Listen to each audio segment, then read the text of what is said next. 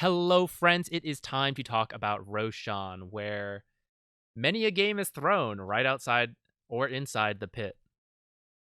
It is kind of a deceptive objective because, a team, you might feel ahead and you think, we can kill Roshan easily. And that's true. And you think, we can kill the enemy team pretty easily. We've been winning several fights. And that's true. But then you do Roshan and you get wiped by the enemy team. And you're like, what happened?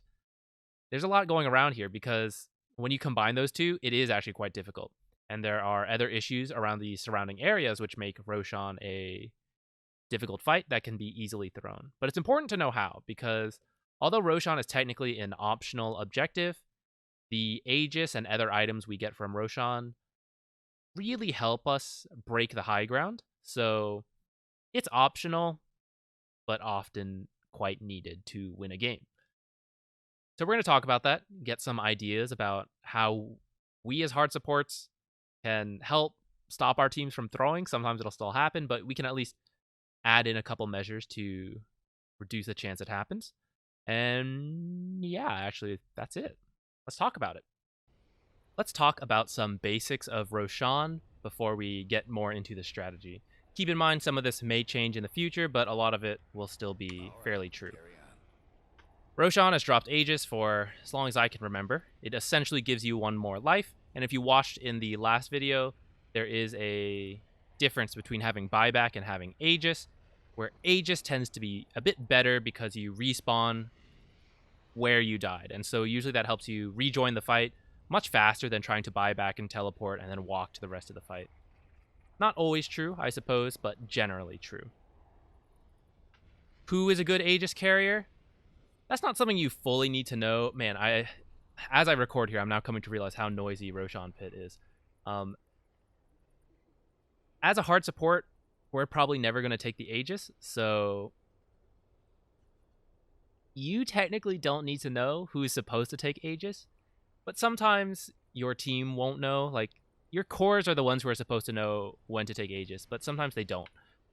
So as a general rule, Aegis goes to the strongest hero in the game. On your team, of course, you don't give it to the enemy team. So, like, for example, if you were Ursa and you were doing the best, you'd probably take Aegis. But sometimes that's not true, where someone else might be, for example, the highest net worth hero, but they don't want Aegis because they are unlikely to die, or they are not a good Aegis carrier. Aegis respawns you and gives you full health and mana. What that means is that you still want to be able to fight when you respawn. So a hero like Ursa is a great Aegis carrier because all his abilities are pretty low cooldown. His items, some have high cooldowns, but like being able to bash with your spells and stuff, or with your auto attacks, like that's just generally good, and he's ready to fight when he respawns for the most part. But take a hero like Night Stalker, Dragon Knight, who else? Terrorblade. These people who have often some kind of ability like Dragon Form that disappears when you die. And a lot of this hero's strength comes from Dragon Form. Same with like Night Stalker's ult, Terrorblade's meta. I'm sure there are other examples, but I'm forgetting them right now. The point is, if you respawn, like say Terrorblade takes the Aegis, he uses meta, and then he dies. He respawns, and he doesn't have meta. He's way weaker in that form. And so he's not a very good Aegis carrier. And someone like Ursa might be better. Although having Ursa and Terrorblade on a team would be a little weird, but you know what I mean. Someone who can fight more readily when they respawn is usually a better carrier. Also, people who are good at carrying are the ones who are actually going to hit the high ground. So usually, the way you'll hear people talk about it is that the first Aegis, when you kill Roshan the first time, he drops Aegis. And that is used for map control, to try to take as many tier 1 and tier 2 towers as you can. Then, when he dies a second time, the second Aegis is used to break high ground. So that first Aegis might be for whoever is making the most plays around the map. So like Ursa could be the Aegis carrier. But when it comes to breaking high ground, Ursa may not be the Aegis carrier. He's generally still a good Aegis carrier, but when it comes to breaking the high ground, Ursa is really bad at hitting towers, generally speaking. And someone like... I feel like I'm going to come up with a bad example. But let's say Shadow Fiend. He's a mid laner who would be pretty good at hitting the towers. Shadow Fiend is the guy who is most at risk when he's hitting this tower. So maybe he should be the Aegis carrier.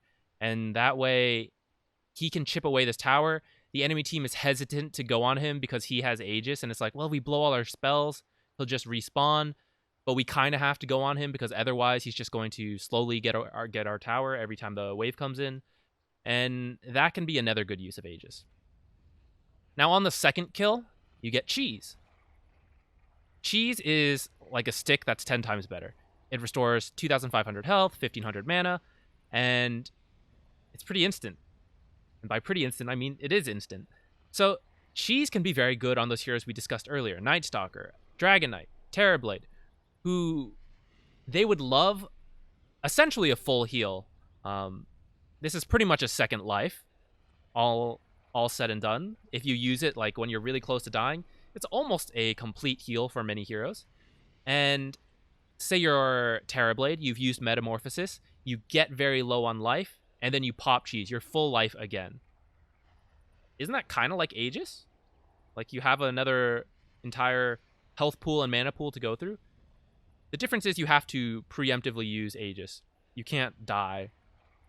So sometimes Aegis is better when the enemy has a lot of lockdown and you're not going to get a chance to Cheese. Whereas Cheese is a better item when like you're one of those heroes, or you're someone like Timbersaw who's very difficult to kill and he'll have a lot of time to eventually use Cheese. It's very difficult to chain stun him till he dies. After the second Aegis, or the second Roshan, there's now a chance to drop one of these two items, Refresher Shard or Aghanim's Blessing. It's random. Refresher Shard acts like a Refresher Orb, except there's no mana cost. So it is usually good on the same heroes who like Refresher Orb, people with big ultimates. But sometimes it can be good on a carry, like say Ursa, Abyssal, BKB, Satanic. When I have these three, it's very difficult for me to die, plus my ult. And so if I have the Refresher Shard, I can use all of these, use my ult, refresh, and then I have all of them again. This can be a use of Refresher Shard. I'm not saying it's the best use. It depends who's on your team. Sometimes you don't have any good like spell casters who have big cooldowns, and then it's like best on a carry. But other times you want it on a hero like Enigma, Double Black Hole. Doesn't that sound great? Yeah, of course it does. But you could also get an Aghanim's Blessing, which just gives you the buff for Aghanims. So it's not an item, it's the buff. Something to note is that if you pick it up and your item slots are filled, it'll go to your backpack. And from here, you can pass it to other people. If you have an open inventory slot and you pick it up, it will immediately give you the buff. And you need to be careful of that because sometimes you don't want that.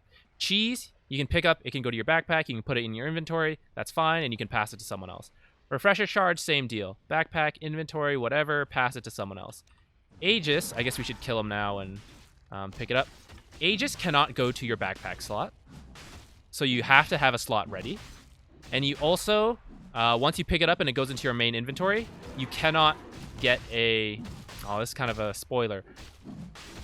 Actually, I won't show this yet. I don't want to show this yet. I want him to be alive. But I'm sure most of you know without me needing to really show you that Aegis goes in your main inventory and then you cannot drop it or swap it. So whoever picks it up, it goes to. And let me demonstrate with the Aghanims. When you pick it up, it immediately gets used to Aghanim's Blessing, and there's no... Well, there's nothing you can do now. There's no getting rid of this. There's no passing it on. So, again, as hard supports, we don't usually have to worry about it. The carry, generally, is the one that needs to be very careful when picking up these items to make sure they get Aegis first, and they're not sitting there awkwardly with, like, picking up Cheese first, and then all their slots are filled, and then they're, like, awkwardly trying to pick up Aegis. It's like, oh, I don't have a space, and then someone comes in and steals it, and that feels really bad. But sometimes as a hard support, if you're going for a steal, you want to keep that in mind, where you like want to open up your inventory slots so that you can try to steal Aegis. But also, like maybe if you had a bunch of extra items, try to drop some worthless ones off. Not worthless, but worth the least off into the trees somewhere that you can pick up later, hopefully. And then when you go for the steal, like you have enough slots to pick up as many items as he's going to drop. So then, what I wanted to talk about next was Roshan Timer. Roshan starts spawned into the game.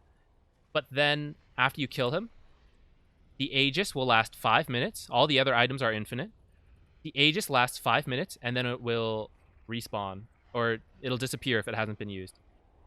Then Roshan will begin to respawn 8 to 11 minutes after he has died.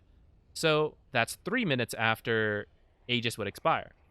As a hard support, technically it's no one's job, but I really recommend that you get into a good habit of this. It is great for the support player to do, because often we will not be doing anything during Roshan. We're just kind of like chilling outside. We'll talk about positioning later, but usually we're not really doing anything.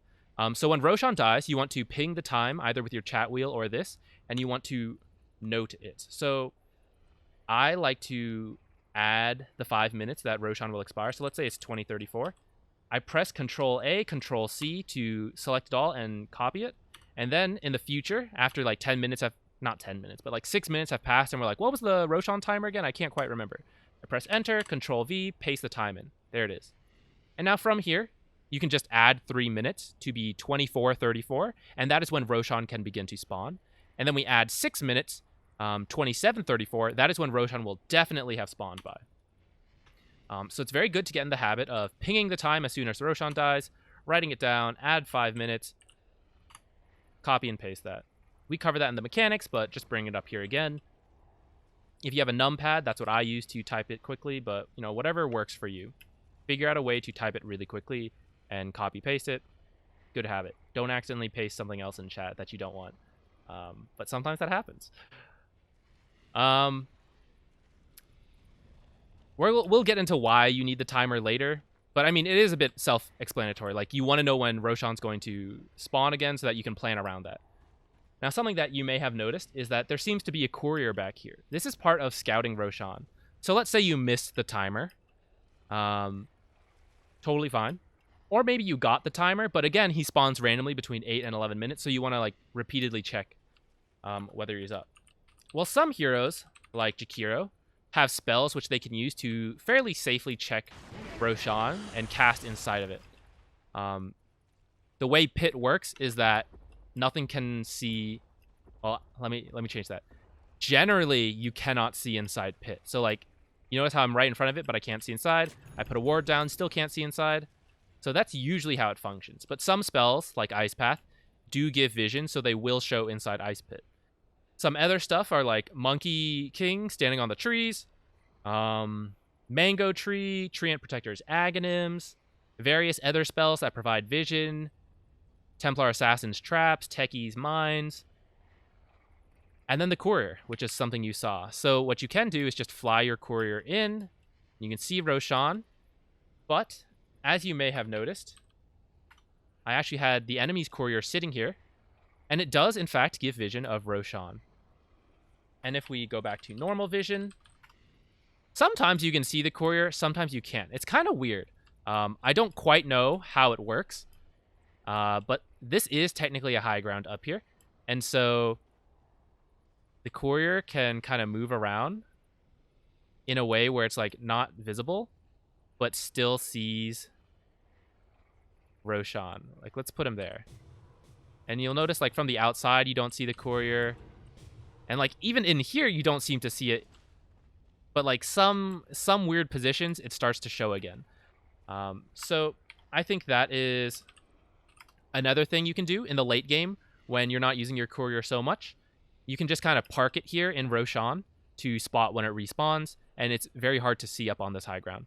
If you want, you can also have it, like, patrol back and forth, and then you'll see it. Or you can just, like, leave it on the high ground, and then occasionally when you remember, pop in, take a look, pop out. But, yeah, you can position it in a way where it's, like, you just barely see it, and it's difficult for other heroes to see the Courier, or, like, it's buggy when they see it. So those are different ways to scout Roshan, along with knowing the timer, of course. You can also...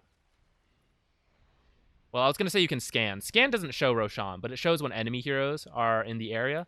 And one of the primary uses is to check when the enemy is, like, doing Roshan. Like, say we don't have vision in here. We're stuck in our base, and we're like, oh, they're all missing. Are they doing Roshan? Scan it. And if it goes off, you kind of know they're probably there. And if they're there, then that means Roshan's probably up. But if you're in your base and that happens, it's probably too late to react. With the basics out of the way, let's start asking ourselves some questions so we can make a game plan, thinking about Roshan. First, when can a team do Rosh? Either my team or the enemy team. This is pretty important to know. It lets you know, as the hard support, when you want to start setting up vision in that area to start either protecting your team for when they get a chance to do Roshan, or to spot the enemy team when they're trying to do Roshan. So, for example, if the enemy has a Huskar, let's say, I know that once Huskar gets armlet, he can start looking to do Roshan. And that means I want to set up wards around there. But that can be difficult because Huskar could smoke into Roshan and the ward wouldn't notice. So I might also have to play in that area and regularly check Roshan, hopefully by casting a spell in there. You might have to body check, and then you might die for that. But sometimes that can be worth it if you have teammates nearby who can then capitalize on it. Huskar, in Huskar's case, he's often at low health when trying to do Roshan. And honestly, many people who do Roshan early do get to a point where they're quite low health. So like Ursa, he reaches this point where Fury Swipes has not yet built up to a point where he can lifesteal a ton, but that he still needs to get there and commit through it. And so it his health goes down and then back up. And so sometimes if you just peek in, you can interrupt them long enough where they can't get that flow going to do Roshan. They need to sit there uninterrupted for a bit if they're doing a Roshan early and by themselves. So when you have heroes like that, yeah, you want to check Roshan, you want to ward it up. And sometimes instead of warding right outside Roshan, that can help in case they decide to just walk in, but it can also help to ward further away from Roshan. So if we actually go back into the game real quick, so instead of just putting a ward here, you might do both actually. You might put a ward here or somewhere that gives vision of Roshan so that you can see them just walk in. Or in Ursa's case, you might also need vision, you might want vision back here instead so that if you can see him hop in with his Urshock mobility. But then if you suspect they might smoke in, then having a deeper ward back here or back here, somewhere in this area, that can be good to spot them smoking. Sometimes they'll smoke in base and run all the way, and I mean there's not much you can do about that. It's pretty hard to get a ward in base that early. So usually putting one in front of Rosh at least is good, and then if you're able to get one even deeper, maybe do both. That can be very good. And then if you're on the dire side watching the Radiant, something like back here, many people don't expect a ward here so early, but here, we covered ward spots in the last, or not last video, but a couple ago, so we won't get into it too much. Back to our questions. So those are heroes that can do Rosh on their own, but sometimes you need a more team dynamic, and I guess I should have talked about these first, but usually it's physical DPS that is required to do Roshan. And magic just doesn't work as well. If we go back into the game real quick, if we look at Roshan's stats, he gets stronger as the game goes on, but at 27 minutes, it's not that weird to be doing Roshan for the first time around here. He's got 9,000 health. He's got 65% physical resist, 55% magic resist. Most people do not have nearly enough magic damage to sustain, first off, getting reduced by so much, and then they have to do 9,000 damage to Roshan. It just doesn't work out. So that's why it usually has to be physical damage. And armor reduction will help a lot so that, I mean, would you rather have him reduce 65% of the damage or just 40%? You're increasing your damage by 20%. Any amount of armor reduction helps a lot. And then if you have multiple sources, that's even better. And then also some kind of lifesteal or general sustain and tankiness, but it tends to be lifesteal because that matches with physical DPS. So that you can sit there and fight Roshan. If he can kill you, he does a lot of damage, he casts some spells, he can bash you. So being able to heal is very good. And in the same way, a lot of people don't have magic DPS to kill him. Most people cannot cast, a Dazzle can't sit there and just keep healing you. Between the cooldown and the actual amount he heals, it's not practical. So usually lifesteal is very good, but sometimes if you have enough people there, then you can like trade damage around, or someone's really tanky, and that can work too. So we won't cover every possible scenario, but generally ask yourself these questions and try to decide how soon can the enemy team do Roshan. Can they do it as soon as Slardar hits 6, for example, and he has Corrosive Haze? Quite possibly, depending who they have. Do they have one of those heroes that can just do it on their own? Meepo, Ursa, Huskar. I feel like there's another major one that I'm forgetting. Those 3 for sure are big ones, but other people can do it quite early as well. Troll Warlord. Others, I'm sure that I'm just forgetting. It's tough. But anyways, when you see the heroes, you should have this idea. And I do recommend, if you can't think of them on your own, go through the hero list. Like, just look at the attributes. Or, I'm sorry, what am I saying? Just look at the heroes, a list of them, and just decide, like, can this guy do Roshan? When can he do Roshan? What does he need to do Roshan? Phantom Assassin. She has the damage, but she probably wants, like, a Desolator to do Roshan before she actually starts it. Because otherwise, like, it's not that fast. Some people need certain items. So ask yourself, like, what do they need before they can do Roshan? And once you have an idea of, like, when each hero can do Roshan, then you, like, okay, she needs a Deso. Well, she probably can't do it too early then. And I'll be able to check her frequently to see when she finishes Deso. And, like, when she's getting close, I'll want to start putting up wards to keep an eye on this. Yeah. If one team can do Roshan and the other can't, that's usually good for the team that can, right? You never really have to worry about the enemy team that can't do Roshan. Eventually, there will come a point where every team can do Roshan, but it'll just be pretty slow.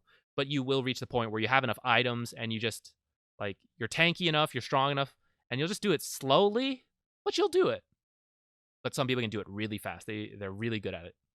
And then who wins a fight around Roshan? So not actually fighting Roshan, you're fighting the team, the enemy team, around the area when they come to contest you. Typically, teams that have a lot of AoE spells do really well here, and teams that have a vision advantage. So either you place your wards ahead of time, you deward the enemy team, or you are like a Beastmaster who has Hawks. And again, the Necro Book will help you deward someone like Zeus. Anytime you have a vision advantage, it helps a lot in like any team fight. Just being able to see is very good. Same thing with Roshan, because Roshan has a lot of different high grounds. And so anytime you're able to see up as many high grounds as possible, that just helps you out the most. And if we look at, go back to the game again, the reason AoE spells are so good, Roshan's Pit is AoE, and because, or not AoE, it's like quite small, and it's a natural, like, the area is small, and then entering it is also a funnel. You also can't see outside, so you're often able to surprise a lot of people if they are not prepared with, like, vision. But even then, like, you could smoke and surprise them if you're also not set up for that, positioning in a way to break smoke. So like Roshan itself is a small pit and funnel outside, like where many people walk into it. This is a funnel. This is a funnel. Funnel. Funnel. Funnel. Funnel. Funnel. Funnel. Funnel. Like, do you see? There's like a lot of areas where people group up, and that's where AoE spells get really strong. And because this tends to be a huge team fight, the team that also has a lot of auras tends to do well. This is why Underlord is such a good hero. He builds a lot of auras, and he has the Root Pit and the Firestorm to make great use of all the different funnels in the game. But it's not for sure, just because you have AoE, but you lack damage maybe or something. This is not like, oh, we have 3 AoE spells to their 1, so we're definitely the Roshan team. Not fully true. But it's a general rule for a lot of you. Once you've identified when your team will do Rosh, let's start with our own team. This is when we need to start preparing ourselves, like, okay, our team is going to be able to do Rosh. Let's set it up. You can't just go into Rosh. Well, you can, but that's often how you throw the game. You want to prepare to do Roshan before you actually do it. So you don't have to do all of these, but this is just an ideal plan.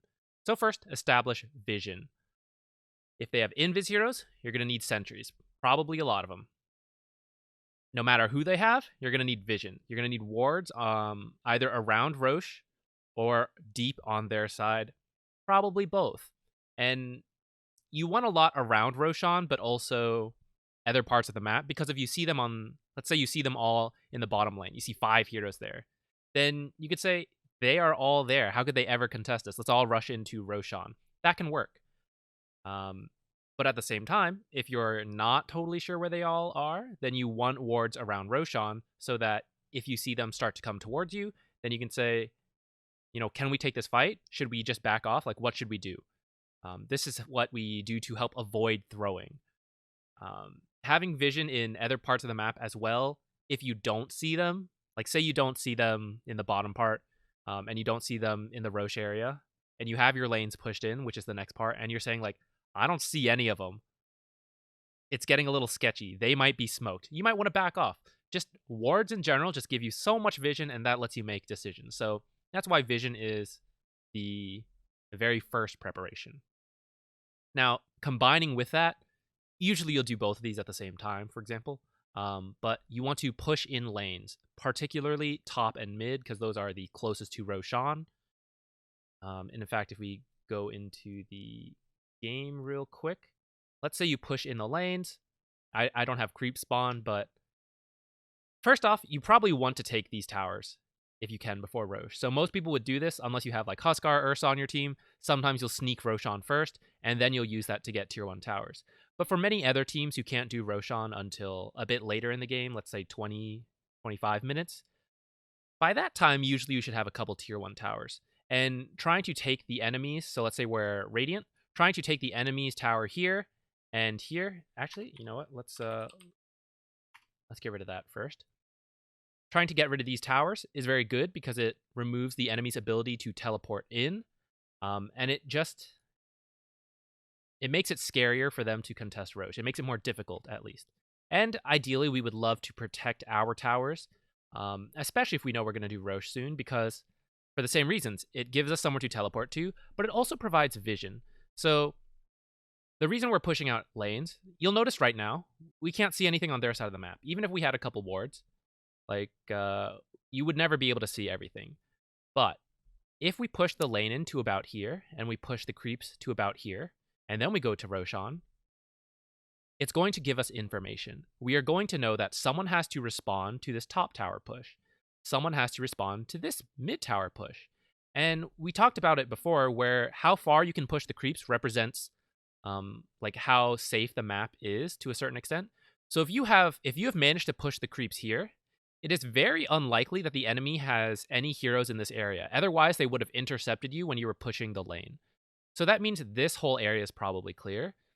This area is also likely to be clear, even if you don't have vision, if creeps are here hitting this tower, because anyone in this area should be responding to this. So if they're not doing that, then they're probably not in the area. Or they are making a conscious choice not to do that, in which case this is good for you. To an extent, you are getting damage on the tower. The enemy is missing last hits in gold. But if you have 2 towers where that's happening, you might decide, that's a little suspicious. That probably means they're coming to fight us. Because what could be more significant than farming 2 sets of creeps like at their own towers? Like, this is the safest place they could farm. If they're not doing that, it means they're doing something. And, if we have like a ward down here, or maybe here, and then a ward set up like here and here, and we don't see them, like, that should be full knowledge that's smoke. And if they decide to ignore the creep wave and rush out to us because they know we're doing Roshan and they have to fight, we're going to see it. We're going to see him walk past the creeps, or any of the wards we have set up. So it's just good to push the lanes. And it also means that when you get Roshan, you can immediately start your push. You don't have to like, oh, hey guys, the enemy creeps are here, and over here. Like, we got Roshan, but now we got to like go back to our base. We got to push out all 3 lanes and then all meet up in one of the lanes. And like, you see how that's going to take up an extra minute or so. Pushing the lanes in advance will mean that as soon as we do Roshan, we can start going, and we don't have to waste our 5-minute timer. So that's why, well, that's at least a couple reasons why we want to push the lanes first.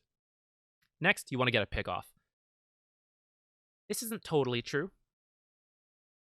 Some lineups can just take Roshan, and there's nothing the enemy can do. This goes back to our last question of like, who wins the fight around Roshan. Wow, this text is so small compared to the last one. I should have bumped this up. But who wins a fight around Roshan and who can do Roshan? Sometimes you fulfill both of these categories and the enemy team fulfills neither. And that's kind of rare, but it can happen when your team is just like straight up ahead, where you're ahead and you're in the lead, so you can do Roshan, and because you're so ahead, you win the fights if it happens. And so the enemy team just can't really approach you. And when that happens, you don't necessarily need to pick off. You could just go and do Roshan, especially if you see them on other parts of the map. But anytime the game is close, anytime maybe you can do Roshan, but they would probably win a fight, that's when you have to be careful. And that is when getting a pick off can help you to start an opening. Even if you only pick off one hero, it is going to be a 5v4, and that's naturally to your advantage. Of course, if you use some major spells and cooldowns to get that pick off, maybe you can't fight at Roshan anymore, so do keep that in mind. But as a general rule, killing one or two heroes first, they'll probably have to, let's say like 30 seconds, a 30-second respawn time. That's probably enough time to do Roshan for many lineups. Or at least, like, you start it and you almost finish it, and by the time they're up, teleport and start moving, like, you know, you'll probably have it.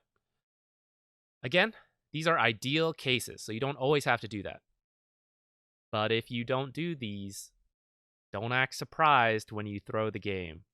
You know, if you don't have vision and then they surprise jump you, who could have seen that coming? Not us, because we didn't have vision. You know, if you didn't push your lanes, don't be surprised when it's like, we had Aegis, but I didn't feel like we could do anything with it. Or like, we had Aegis, like, we were in Roshan, we had wards, but they still surprised us. Well, they just walked through lane because you didn't have vision in the actual lanes, and they pushed in, smoked, and came to you. You know, all of these, there's a very good reason they are our prerequisites to doing Roshan. They make it safer. They make it less likely we throw. You don't necessarily have to do all of them, but it increases your risk of throwing. So, your team has identified that they can do Roshan, and you have found an opportunity to do it. Whether that involved all the prerequisites or not, I don't know, but there are still some general safe practices that we're going to cover next. So let's set up a couple wards. Let's say we had a ward like here and here. Check that hill. We put a sentry over here.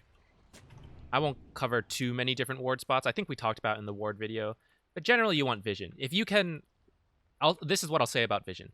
If you think you can win the fight around Roshan, then you want vision close to Roshan. So you want spots like this, like over here, maybe this tree one we discussed earlier. Well, this is like if you're Radiant, if you're Dire, you know, something like here or here. You want the immediate areas around Roshan like this. But if you're scared, if you can do Roshan, but the enemy team can kill you and they're probably stronger, then you want farther vision to spot them coming to you so that you can get out of Roshan. So, like, if I was Dire and I wanted to do... Let's get rid of our... If I was the Dire and I wanted to do Roshan and I wanted to fight, I would probably put, like, a ward here. Maybe back here. This is a good one anyways for both cases, whether you want to fight or if you're looking to dodge fights. And if I was looking to dodge fights, I might place a ward, like, all the way out here.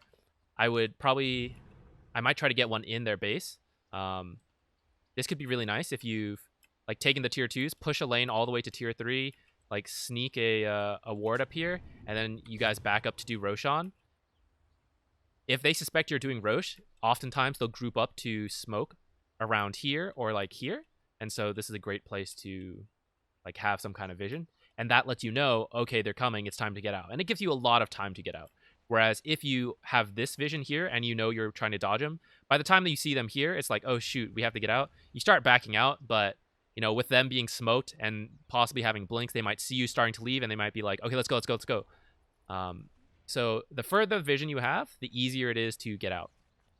So I talked a bit more about vision than I meant to, but that's okay. Once we have our vision prepped, we as a hard support, so let's stop being Ursa. Actually, let's put Ursa in the pit. He's doing Roshan, right? Let's pretend we're Jakiro. Where should we be? Keeping in mind that Jakiro is more of a kind of a backline support. Even though he is quite tanky, his spells are all long range. He doesn't really want people to get on top of him because he's kind of slow. And he wants to set up a nice, like, path with his abilities. Well, Jakiro's kind of a unique example because, like, In my opinion, positioning through the back as Jakiro is generally very good because you get to macro pyre, you fill the entire pit and the outside. So if I was Radiant, I would want to stand like somewhere here or like here where my macro pyre will fill in where the Dire wants to walk through. And if I was Dire, then I would stand somewhere here, for example, if possible. And so I can macro pyre in a way that covers the pit, but also covers the path. So every hero has some unique like aspects of where they want to stand. So this is Jakiro, for example. But Jakiro as a general backline supporter, let's say we're Radiant, I want to stand somewhere over here. Going into the Rosh pit is typically a mistake for supports. Our auto attack really doesn't do much to Roshan. Look at this guy's armor at this point. You know, like, who cares what I do? My spells I can use from out here. And, like, I don't really need to be in there. And this way, when the enemy team jumps, whoever's inside, they jump into the pit. And Ursa, fairly tanky. He's got great spells.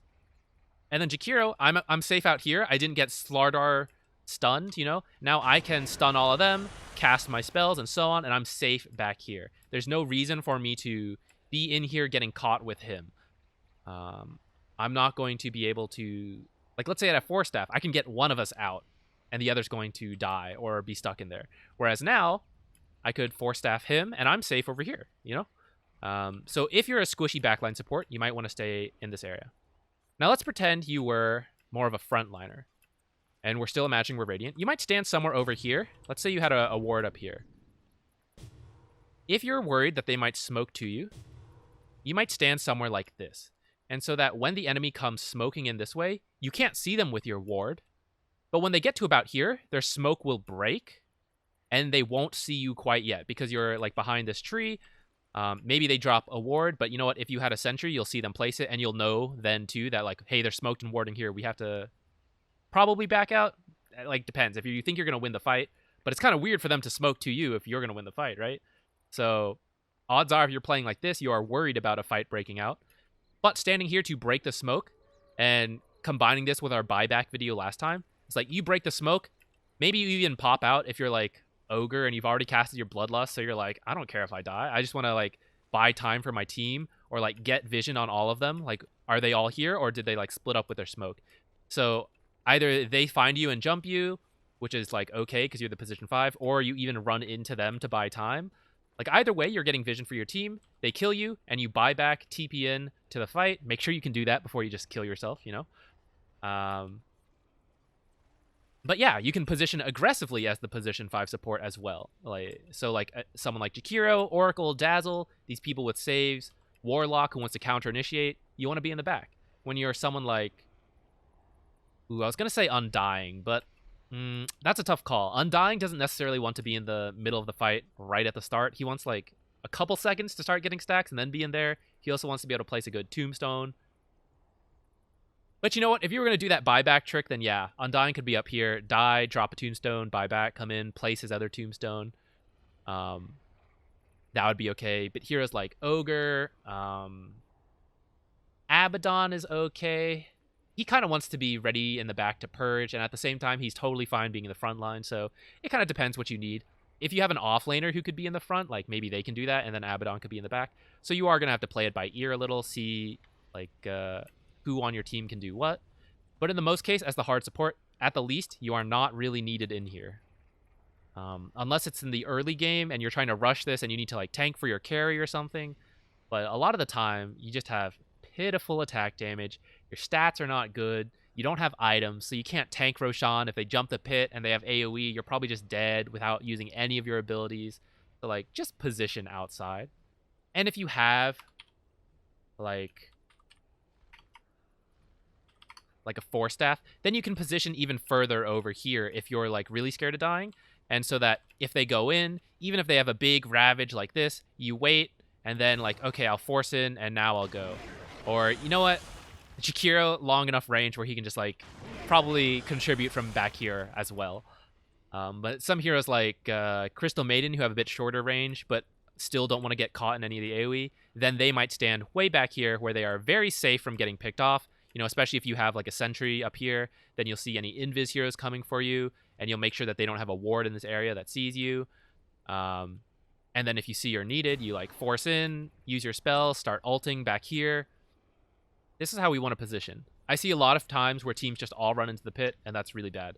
You typically want to be spread out. Just leave whoever, as few people as needed who can do Roshan quickly. Like, those are the only ones who should be in there. If it's just Ursa who needs to be in there, just leave Ursa in there, especially if it's a close game. This does not apply if you just wiped the entire enemy team, okay? So, like, do keep this in mind. If the enemy team is totally dead, or you killed, like, 3 of them and you know the other 2 are off over here, then sure, get in the pit.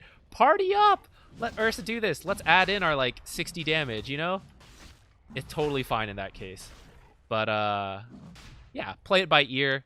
Keep those considerations in mind. A lot of what I'm saying is for when the game is very close and you have to be cautious. Like, if you're just crushing it, caution to the wind. And sometimes if you're being crushed, you also have to take a couple of risks. So sometimes you do have to get in here and try to do it as quickly as possible. You're only contributing a little, but, like, you really need to get it done as fast as possible. Sometimes when you're behind, you do have to take risks like that.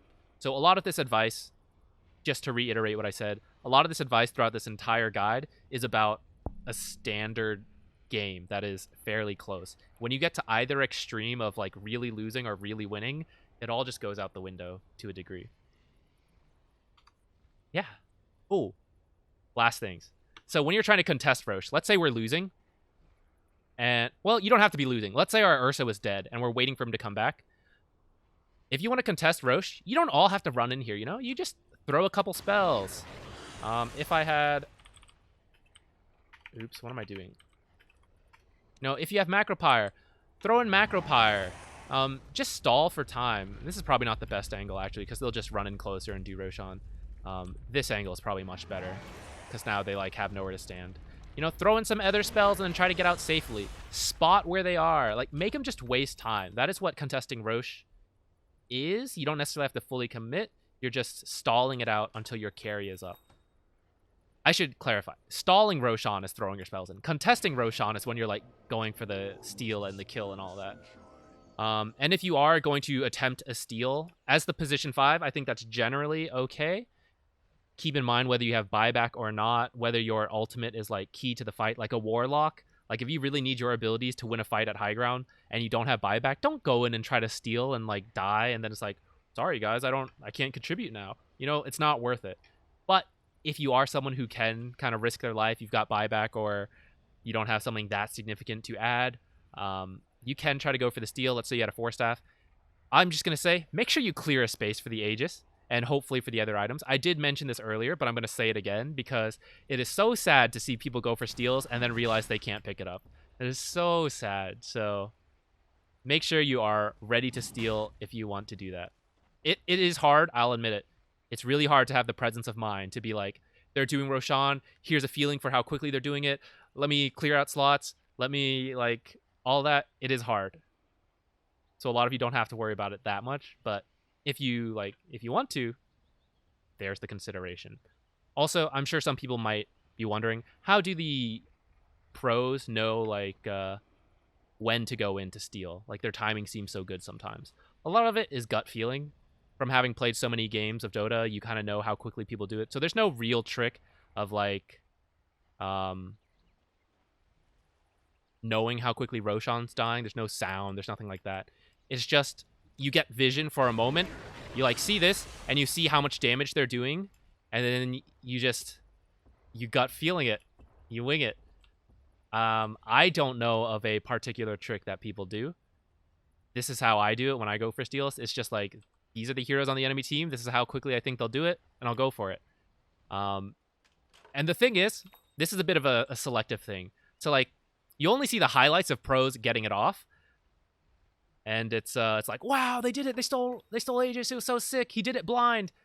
But you don't see all the other blind attempts that totally fail. Like, no one clips that. Well, maybe sometimes they'll get clipped. But in general, when a steal goes wrong, like, you don't see that. So the pros are not always getting it. Don't think they're, like, these flawless people who know all of this stuff.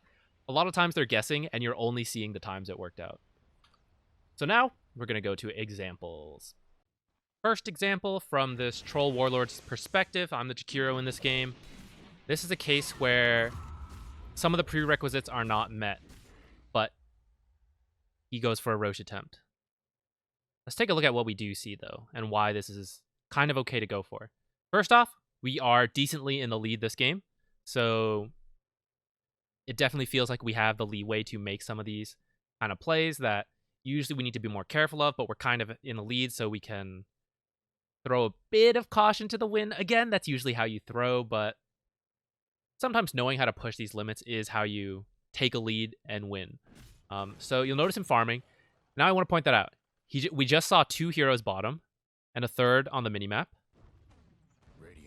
I believe we saw someone else top. Look at the path he walks. I want to point out how a ward here will see this kind of stuff. But the path he took, like if someone saw him leaving this, it looks like he could just be running top to farm. But then he cuts as close to the trees as possible and then runs in.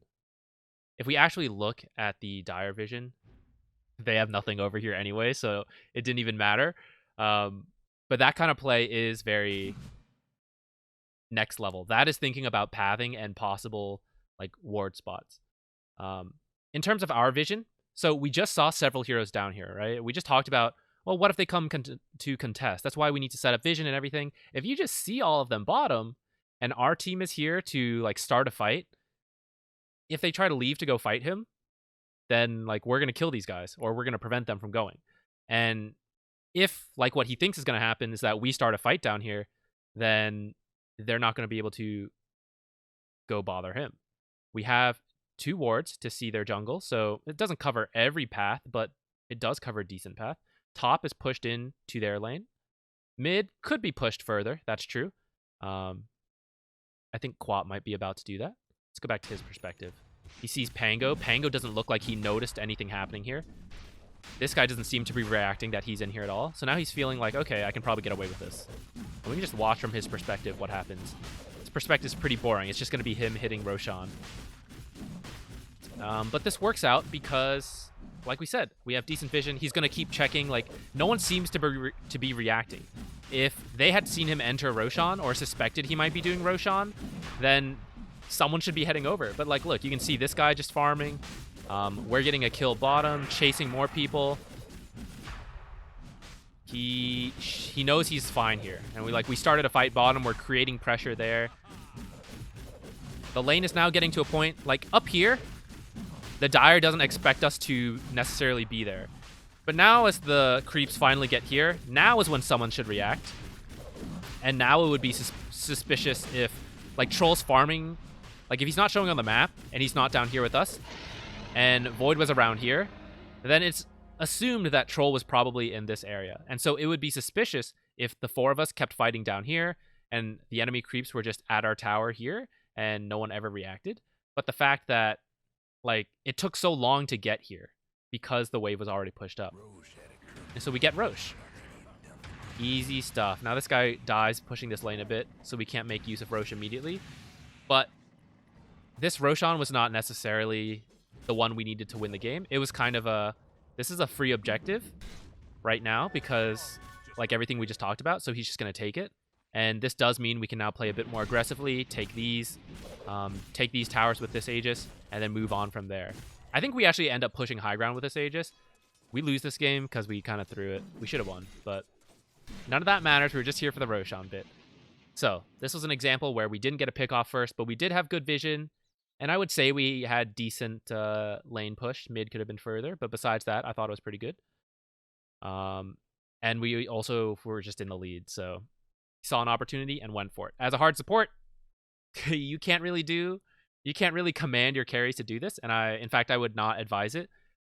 If they don't know they can do Rosh, then telling them to do it, they're gonna die. So trust the carry. If the carry goes for it, just believe that they can do it, and recognize that running straight to them could give them away. Like, it did take him a while to get Roshan. If someone had rotated, he would be in trouble. So instead, we made space by creating pressure bottom, and so they didn't expect anything of him. They thought he was just farming while we were fighting. Like, that's very normal. So yeah, let's go to a new one. Oops, forgot to move my camera down last time, but it's whatever. In this case, we are winning a team fight here. We have been losing most of this game. Sadly, we did end up losing as well. But we were making a comeback. So we just win essentially a team wipe here. And we run into Rosh. And I thought this was fine. If we take a look at our map, our lanes are not pushed well. Free camera. So their creeps are here. Creeps are here. Creeps are here. This is like passable, but really we would like it to be further. And our vision, awful. It's only on our side. Like, we have nothing over here. Reason for that is that, like I said, we were losing for a lot of this game. Even though we just wiped them, like, we're still 5k behind. That's why we're rushing this objective, because DP had ult up. We just wiped them. It's 5 of us versus 1 Leshrac. Like, we thought we could do this very quickly. I don't have any wards on me. I don't know if there were any in stock. And even if there were, it's not that weird that I can't pick him up right now. This guy has a ward. He should be, as soon as we're doing it, I think he should be, I'm gonna blame him. I think he should go place this ward up here. And if there are wards in stock, oh, it looks like there was one. It may have come up in the fight, who knows. But the fact that I don't have one makes it a little risky. I came in here to use my spell, and then I get back out. And I was starting to feel a bit uncomfortable because Death Prophet's ult ended, and I was starting to feel like, oh, I thought we could do it with Death Prophet ult, and now, like, we're here, and we're not that strong. Like, what do we do here? I shouldn't have... I feel awkward about how I'm walking. I think I was thinking, like, we need vision / someone to bait out death, which is me. So I'm like, I'll come out here and die for us.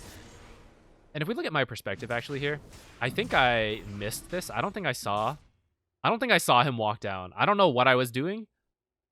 I don't know if I was like looking at Roshan and too focused on it or what, but I don't think I saw him or Leshrac walking down, because otherwise I would have reacted. And so Lion gets a stun here. I swapped in mangoes because I wanted to have enough. And then here's where things are getting really bad, right? Because we didn't have vision, we didn't see Legion come in. We didn't see this guy.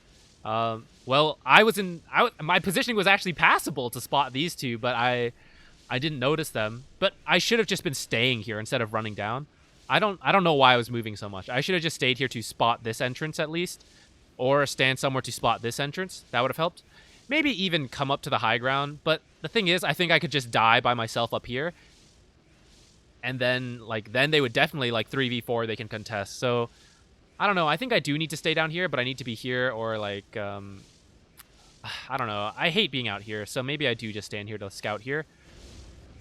So I run in. I use up all my mangoes when I see okay, Jug is getting out of here, and I don't know if she has a slot for it. So I'm coming in here to try to steal Aegis now because these guys are going to go for it. So I use up all my mangoes. Lion still picks it up, unfortunately. Trying to use stun to cut her off. This fight goes okay for us in the end. It ends up in a 2-for-2 and a courier. But I don't think it should have gone like that. I think if I had spotted them and immediately stunned or something, then Lion wouldn't have been able to get the stun off here, and maybe we wouldn't have gotten interrupted like that. Or I don't know, maybe I take Aegis instead of Lion. One of us gets it. Him getting Aegis meant it kept the status quo. Look at that. It's still 5k. We were losing, and they... In fact, did we even get Roshan? The Dire got Roshan too. I didn't notice that before. So, all in all, what did we get from this? We didn't get the golden experience from Roshan. Actually, I'm not sure. If we're in the area, do we get experience? Is that split? I have no idea. I've always assumed it was a global team thing, and I think it is. I have to double check that now. I'm not sure. Point is, at best, we split XP and got no gold. At worst, we got no experience, no gold, and I think that is the case. We get some from the kills, but our 2 supports die. And they don't really need Aegis to push because they're so in the lead and we're behind. But we really needed Aegis to deter them from pushing and give us more time to catch up.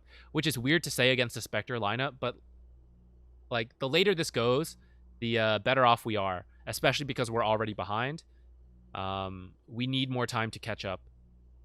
Which, again, is really weird to say against a Spectre, but that is the reality. Plus, I don't think Spectre was doing that well this game. Oh, I guess she's doing okay. Yeah, it was mainly the Leshrac who went out of control. Pugna was having a really rough game this time. But I hope you can see how, even though this fight like ended up kind of passable, like it could have gone a lot better if we had our prerequisites, right? If we had the vision up here, if we had the time to push out creeps. Unfortunately, we didn't. I do think the right call was to go for Roshan. I think part of this was my mistake. I don't know why I was moving around. I should have stayed still here to spot at least one entrance. If I was too scared to go up here, I should have just stayed here and at least watched here. And I can still cast Dual Breath. I don't need to cast Liquid Fire. And then I'm in a good spot for Macro Pyre. I'm not sure what made me go this way, but I think that was a big mistake. And this fight might have gone a lot better if I had stunned, maybe even Macro Pyred Lion and Leshrac when they were over here. Granted, my cast animation is so long, but at the least I could have stunned this way and prevented Lion from interrupting this, which could have made Legion hesitant to blink duel in here, which might have let Jug finish off Roshan, pick it up, or like any number of things could have changed differently. So, yeah. I think that's it, actually. I don't have too many examples of these, and I feel like I probably could. I could dig up a bunch. Like, Roshan throws happen so often, but I think these two examples are probably good enough. And I looked through some of my old games. Like, I don't have a great examples of Roshan. I need to start playing more games to get better examples for you guys. I'll try to play a lot before the game plan video, because I think that one needs examples. But yeah, thank you for watching. Did I say we had 2 videos last time? Because I meant we have 2 videos now. We have High Ground and then the game plan video. I forgot about that. So yeah, now we have 2 more videos left. I think I said that last video, but it wasn't true. Thank you. Have a nice day. Goodbye.